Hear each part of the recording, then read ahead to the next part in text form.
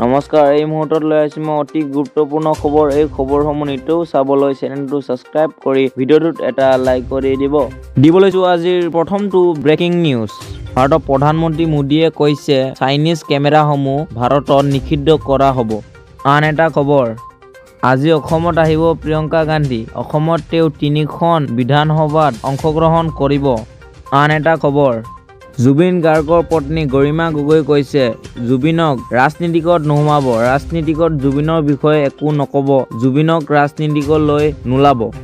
আন এটা খবৰ, এইবাৰ অসমত 722 গৰাকী লোকে নিৰ্বাচন খেলিব। আন এটা খবৰ, অসমীয়া কেলেণ্ডাৰত এইবাৰ স্থান পালে জুবিনদাই। এইবাৰ জুবিনদাৰ তিথি কেলেণ্ডাৰত সন্নিৱিষ্ট কৰা হৈছে। আন এটা খবৰ, হিমন্ত বিশ্ব শৰ্মাই কৈছে ৰাজ্যত নতুনকৈ ৭৫,০০০ যুৱক-যুৱতীক শিক্ষক পদত নিযুক্তি কৰা হ'ব আৰু ২৫,০০০ ল'ৰা-ছোৱালীয়ে নতুনকৈ আৰক্ষী বিভাগত পাব চাকৰি। আন এটা খবৰ, এইবাৰ 10 বছৰ বয়সৰ ওপৰৰ ল'ৰা-ছোৱালীয়ে বেংক একাউণ্ট খুলিব পাৰিব এয়াৰটেল পেমেণ্ট বেংকত আৰু সেই একাউণ্ট হ'ব DBT একাউণ্ট।